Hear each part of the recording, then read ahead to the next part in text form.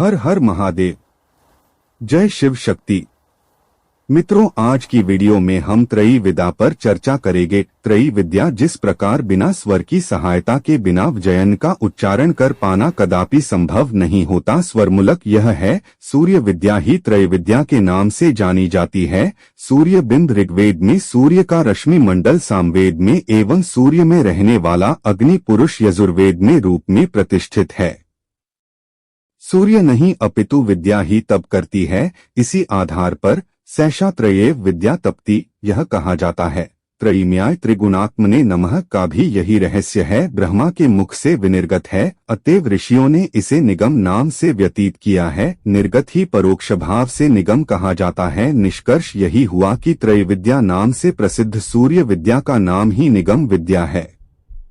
दूसरी है आगम विद्या। शनि मंगल बृहस्पति शुक्र बुध पृथ्वी आदि सूर्य के उपग्रह हैं। सूर्य का ही अलग निकला हुआ भाग शनि आदि के रूप में परिणत होकर सूर्य के चारों ओर घूम रहा है। सूर्य विद्या का अंत में पृथ्वी लोक सूर्य के चारों ओर घूम रहा है। पृथ्वी विद्या सूर्य विद्या से आई है। इसी रहस्य को समझाने के लिए ऋषियों ने पृथ्वी का नाम रखा है। सूर्य के समान निर्गत है, अपितु निगम से आई है, अतएव इस व्युत्पत्ति से पृथ्वी विद्या आगम नाम से प्रसिद्ध हुई है। पृथ्वी की वाक वर्णवाक है, स्वर से भिन्न है। अतः आगम शास्त्रोक्त प्रयोगों का उदात्तादि स्वरों में विशेष संबंध नहीं माना जाता, केवल शब्द की आवृत्ति से ही सिद्ध हो जाती है। परंतु निगम विद्या जिसे वेद विद्या कहते हैं उसमें यह बात नहीं है, वहाँ पर वाक प्रधानता है। आते हो निगम विद्या के प्रयोगों में उदत्त अनुदात्तादि शब्दों का पूरा ध्यान रखना पड़ता है। सूर्य विद्या निगम विद्या है, पृथ्वी विद्या आगम विद्या है।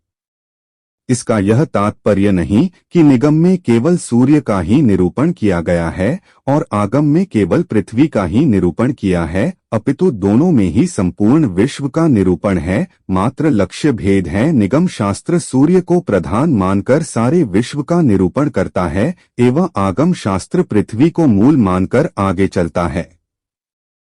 घोषपित पृथ्वी मात। ऋग्वेद के अनुसार घोलोकोपलक्षित सूर्य पिता वह पृथ्वी माता है। पिता पुरुष है और प्रकृति माता पुरुष रोतोधा एवं प्रकृति योनि है। पुरुष शास्त्र निगम है, अतएव निगम को वेद पुरुष कहा जाता है। प्रकृति शास्त्र को आगम है, अतएव आगम को भी आगम विद्या कहा जाता है। बिना आगम निगम प्रतिष्ठा जैसा कि अनुपद में स्पष्ट होने वाला है कि निगम में ही आगम का साम्राज्य है। तेरा वेद को वेद विद्या भी कहा जाता है।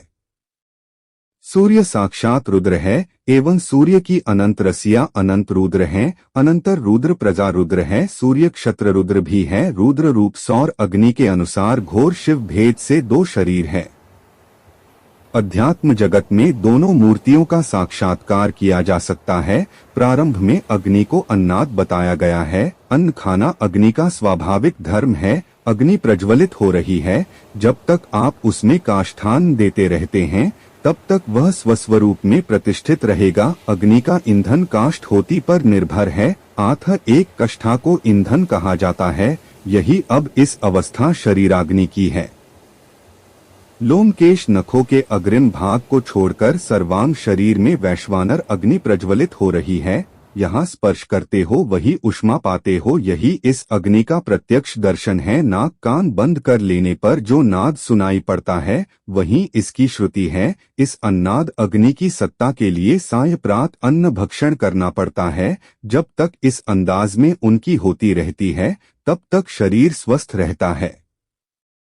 क्योंकि अन्न सोम तत्व है और सोम शांत तत्व है, इसकी आवृत्ति से रुद्राग्नि शांत होता हुआ शिव बन जाता है। यदि अना आहुति बंद कर दी जाती है तो वह रुद्र घोर रूप में परिणत होकर पहले रसाश्रित मांस मेंदादि शरीरस्थ धातु का भक्षण करने लगता है एवं उनके नष्ट हो जाने पर स्वयं भी उत्क्रांत हो जाता है। निष्कर्ष यह है कि अन्ना आहुति में रुद्र तनु शिव भाव में परिणत होकर पालन करती है एवं अन्ना भाव में वही घोर तनु बनकर नाश का कारण बनती है।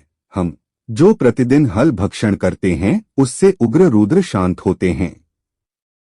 माता के गर्भाशय में अग्नि की क्रमिक चिति से क्रमशः प्रवृद्ध होने वाला गर्भ 9 मास के अनंतर जब पूर्ण भाव को प्राप्त हो जाता है तो सर्वात्मना संस्कृत रुद्राग्नि के आघात से गर्भ गर्भाशय से जननेंद्रियों द्वारा बाहर निकल पड़ता है। उस समय सारे इंद्रिय देवता डरने लगते हैं और अपनी रक्षा के लिए विवश में अन्ना आहुति डालते हैं। अन्न के आहूत होते ही रुद्राग्नि संताप से रोता हुआ शिशु चुप हो जाता है। वीडियो आपको अच्छी लगी हो तो कृपया लाइक में शेयर करें और चैनल को सब्सक्राइब करें। धन्यवाद।